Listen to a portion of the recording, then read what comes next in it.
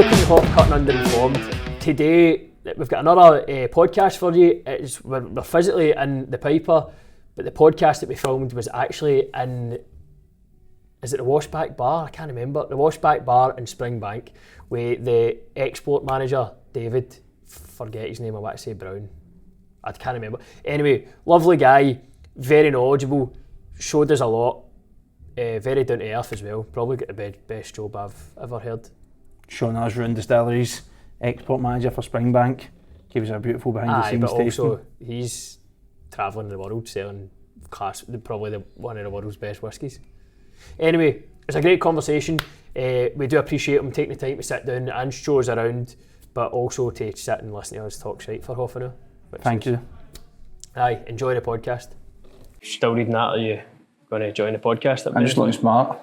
Right, welcome to Hauf Cut and Underinformed. This is quite a special one. We're on the road for the first time.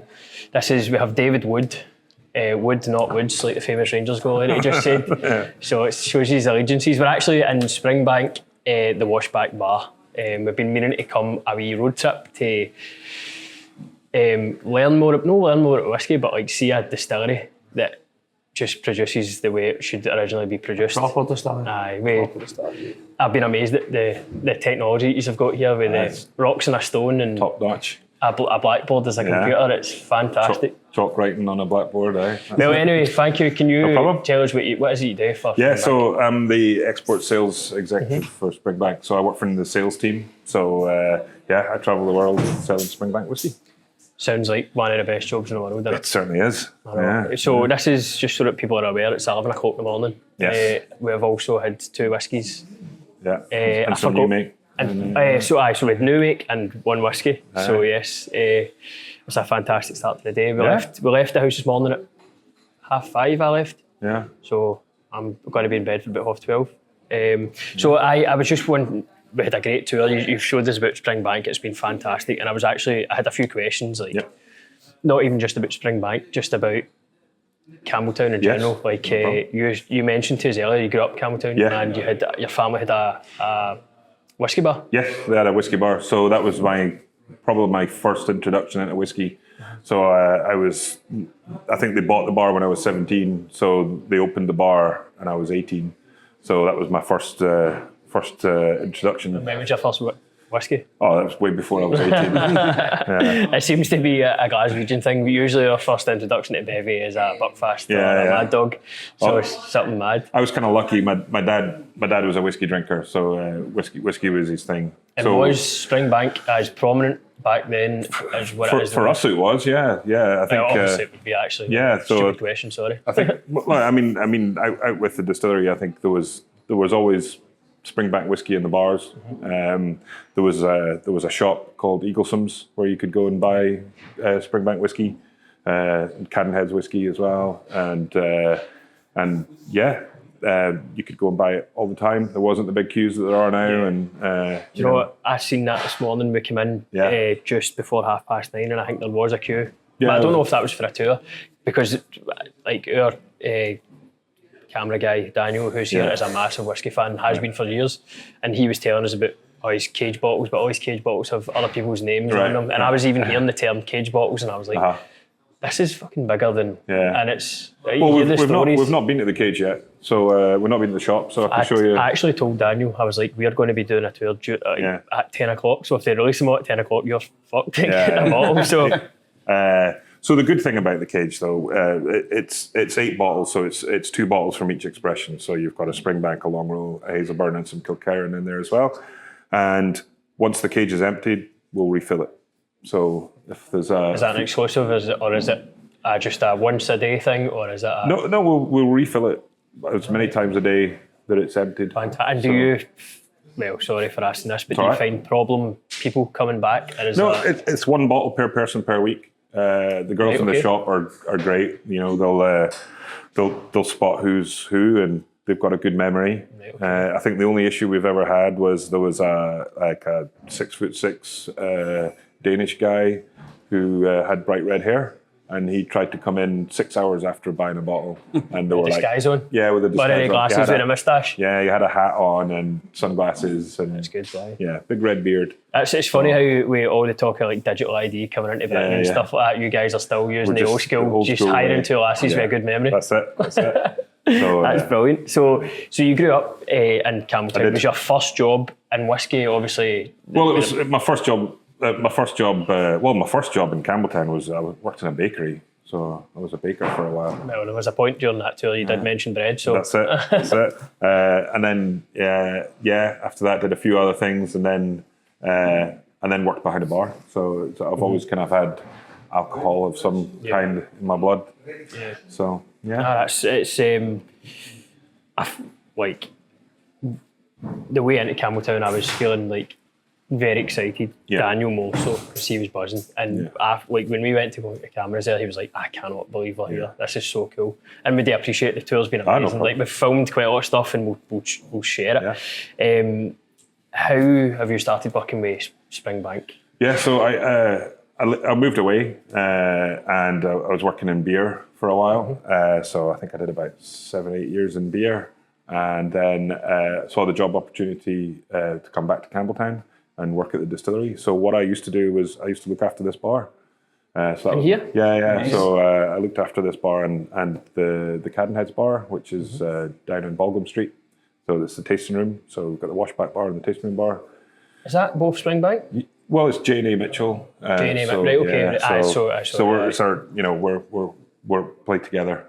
So some of the casks you'll have seen would have been Cadenheads casks in the warehouses. There was a couple kind of discrepancies that I was looking at going, that doesn't make sense to what's been explained to us, right? Okay. Maybe see like a cask from somewhere else. Aye. Speyside or Isla or something. So it's funny how people will tell much. So we've ourselves, we're called Necropolis Spirits for Glasgow, Duke Street. You lived in Duke Street. So we named ourselves, because my flat used to be just across the Necropolis. So we called ourselves Necropolis Spirits. We bottled 3 whiskies. And I always find it amazing that folk will refer to us as an independent bottler when you have Cadenheads that is the oldest independent bottler in Scotland. I don't understand how folk can think that we are the same as that. It's not the same thing. So I think they've been doing it since 1842, I believe. Yeah. So just a few years to catch up. Yeah, just a few years. Yeah. Aye. We'll be long dead. The company will be long under. But that's it. The company could still go, And exactly. Get people to take it over and. Aye, it certainly is. Aye, so we were laughing like this. Just so that you're aware, we do a small podcast. We try not to talk too much about whiskey. Cheryl Lang from previously Glen Scotia, who's went and done her own thing, invited us down here for a tour. We met on a whiskey course, and she'd said, "What he's up to the Saturday night?" I said, "Nothing. I don't think we're going to be there Saturday night." She said, "There's a Rangers convention on," and I was like, "Definitely I don't think we'll be there. I don't think we'll be there." But you were mentioning it, and don't worry about this. What you're saying, it's more or less it's just quite a football orientated here. Yeah, I would say and plays a big part. Well, when we had the pub in the town, one of the things when my dad started to paint outside it, he painted it green and white. So it was white with green borders, and everyone's like, "So it's a Celtic pub then?" And we were like, "No." My dad's really not into football that much, But then inside, when you walked in, it was all blue wallpaper. And then the lounge bar was like this burgundy colour. So, I thought you were going to say bright orange. No. So if anybody was thinking anything, but the good thing was we did show the football on the TV. But there was never any issue because we never ever affiliated ourselves with anybody. Yeah, I think we were talking before, like Glasgow, you automatically, I'm having a baby boy in 5 weeks and he will be a Celtic fan. That's forced upon him. Yeah. And then we had a wee blip recently and I was like, I can't believe I'm stuck to loving Celtic when we lose the league and it's terrible. Yeah. And I was like, oh Jesus, this is what we've got to look forward to. Yeah. So football isn't everything and you realise it's not. Yeah. And getting into whiskey has been a massive bonus, coming and doing things like this and just talking to folk and not having, because I start jobs, I'm a panel beater to trade, and you start jobs, the first question is, team you support? Yeah. And you're like, No, oh, right. no, what's your favourite whiskey? No. No, it wouldn't be a bad thing if it was. So, we spoke about this before. What is your favourite whiskey? Well, for me, my go-to would probably be my favourite would be a long row. A long row? Yeah, but then if I think I said to you guys before walking around though, but if I just want to know what I'm going to get, it'd be a Springbank 15-year-old because it's always 100% Oloroso, so I know that's going to be solid. 100% Yeah. Oloroso. It's one of the ones I bought. I actually bought it off someone who'd bought it off an auction. It cost me a fortune. Yeah. And when I first opened it, I was so excited. Because I waited a few weeks for Christmas and I tried it and I was very disappointed. Yeah. And then I kept drinking and I tried it 3 months later and it was and it was like the best thing I'd ever tried up until I tried a Hazelburn. Yeah. And I was like, this is the next, I was like, I can't believe. We'll How get good it a is. wee dram in here after For God's sake, after our chat. We've already tried new make. Do you know, funnily enough, I'm surprised I'm not slurring my words because I'm Wearing your slurs. I would never be able to say that after 2. Have a Springburn 15 month it? Springburn. 14. Was that new make Springbank? Springburn 14. That'll be our first whiskey, eh? Springburn 14. 14-year-old fresh sherry straight from the cask.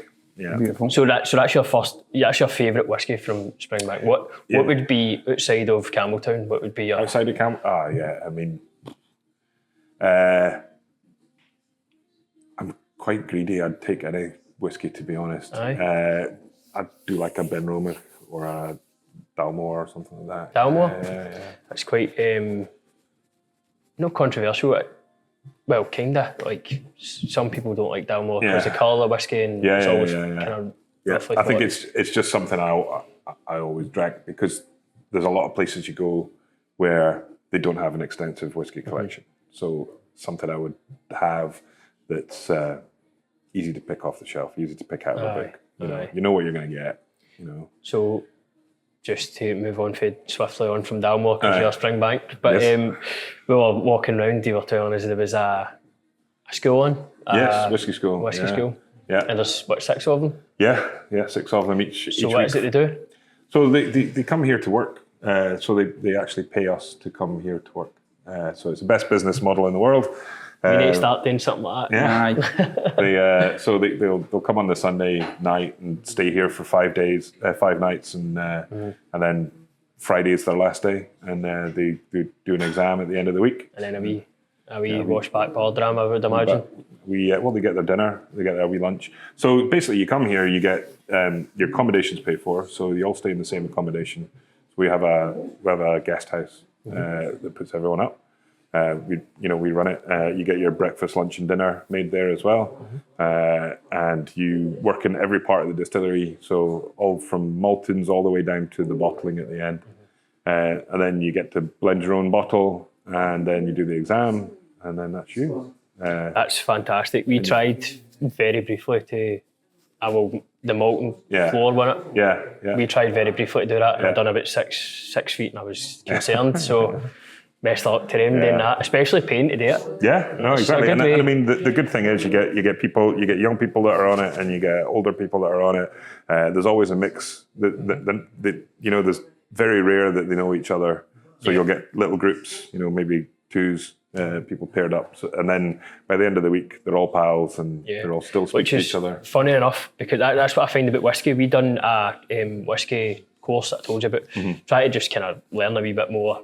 Officially, no so much for the diploma. I'm not trying to progress in whiskey or get a job in whiskey, but I met the guy who's filming it, and I met Cheryl, who's invited us down. So this is a culmination of like 3 different people on a course of 6 people in a Hingme. So it's good. It's a good wee Hingme. It's a small world, And it's a very everybody's drinking, but everybody's friendly enough. Do you know what I mean? I think there's a saying: "There's no sharp elbows in whiskey." I've never heard that, but it's a good phrase. I was going to ask you, because we wrote it down, was if you've had any weird visitors here, obviously talking about...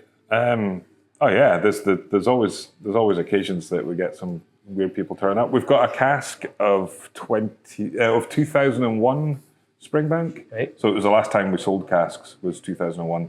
And there's a group that come over Scandinavian group that come over. I think it's a university or a college, and they all dress in straw boater hats and bow ties. So if you're a new member, and it's a choir, so the choir come and sing to their cask, but they're wearing like kilts. Yep. Like they're wearing, like they don't look like kilts, they look more like skirts, but they've got kilt socks. But if you're new to the group, you've got a big bow tie, and if you've been in the group for a while, you got a small bow tie. Mate, can you imagine doing that in Duke Street? Can you imagine doing that in Glasgow? Yeah. Fucking hell. There's a reason why they sing to the cast. Do they think it makes it soothes it? You don't watch football, do you? But did you see that thing with that Liam Rosenior? And the Chelsea players done a huddle around the ball as a mark of respect to the ball. Aye. That's almost similar. I was like, that's fucking embarrassing. They'll come and sing to their cask, and I think they take a sample bottle each time they visit. So I think it's every 2 years or so. So they're due a visit, actually. It'd be so funny if you seen them walk in singing. You'd hear them coming, there you go. harmonising their way into the Washback Bar. But you get people who, it's their first time visiting here, or they come every few months. There's always characters. I've always noticed that there's always characters in whiskey. There's a name for it, a medical term as well, but we'll avoid that one for the camera.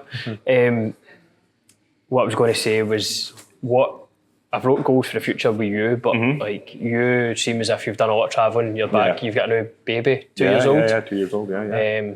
Well, it'd be hard pushed to call her a baby now, but you must be so happy to be home. Are you happy in the job? And what does Springbank see you doing? Are you still going to be doing export markets? Or I think we've got I think it's a good balance. I mean, we work in the office, but we also go away and travel. So I've got 11 markets, so I can't be visiting those markets, all the time. So sometimes I visit some of them twice a year, sometimes just once a year. Seems like a dream job. Yeah, it's great. Yeah. You can't say you enjoy it in camera in case your daughter sees it. Oh, I know. She'll see it later. Well, is there anything else you want to add? Or anything? Oh, in fact, you know what? Funny enough, I've got one question that I was going to ask was, for someone who's visiting Campbeltown, maybe not necessarily about whiskey or just whiskey's a side piece of what you want to do in Campbeltown, what would you recommend for them to do? Oh, there's I think a lot of people, they'll say, it's such a small town, there's not a lot to do, but we've got, a cinema that was built in Art Deco period, so I think it's Scotland's first purpose-built cinema. That's great, really nice experience. There's lots of walking, lots of beaches. There's different types of beaches that are 5-minute drives. We're on this little peninsula and you're in the middle, so you just pick a direction, and you've got all these different things. There's hill walks you can do. And I did say I was going to ask you this later, but the quickfire one was, what's a good pub to go to? A good pub to go to? There's lots of good pubs in Campbeltown. Yeah. What's your local? What's your fafavourite? Don't say this one, because you'll imagine it for everywhere. No. I mean, the thing is, there's lots of good whiskey bars. So you've got the Ardshiel Hotel, which has a massive whiskey collection. I think they've won World Whiskey Bar of the Year many times. You've got the Feathers, the Fiddlers. You've got Freedom written in my book. Don't worry, I've got planned. You've got the Burnside if you're looking for football and things like that. That's really good. Yeah. So so I'm looking forward to trying. There used to be 26 bars in Campbeltown. When I was growing up, there was 26 bars. We had a US naval base here as well as an RAF base. So there's a lot of Americans. A lot of Americans. DNA. In Campbeltown, no. That's a good bit. Yeah. Well, you're fucking real. But how old are you? 50. 50. He's looking alright for 50. Good head of hair, so he's definitely maybe not Scottish fully. No, my dad's English and my grandparents were Polish, so. There's a good DNA then, isn't it? Obviously you're no fully Scottish, because I'm tiny and I must be fully Scottish. Anyway, David, thank you very much. Thanks very much. Thanks for the tour. Appreciate it. It's been fucking phenomenal. Thanks very much.